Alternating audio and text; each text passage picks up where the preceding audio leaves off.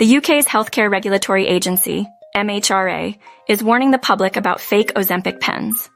Some individuals who used these pens were hospitalized and suffered from diabetic shock and coma. The pens were found to contain insulin instead of the intended ingredient, semaglutide. MHRA advises people not to buy pre-filled pens claiming to contain Ozempic or Saxenda, but to consult a healthcare professional and obtain a prescription. Buying prescription-only medicines online without a prescription is dangerous to health. MHRA urges the public not to use any pre-filled weight loss pens bought online and to report them to the agency. They have already seized 369 potentially fake Ozempic pens since January 2023. Multiple nations have also issued warnings about fake Ozempic pens. Criminals are taking advantage of the supply shortage of Ozempic, which is commonly used off-label as a weight loss treatment.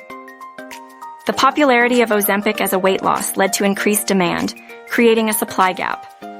Novo Nordisk, the manufacturer of Ozempic, has cited increased demand as a reason for the shortage. According to a survey, 15% of Americans have taken Ozempic for weight loss. It is crucial to be cautious when purchasing medications online.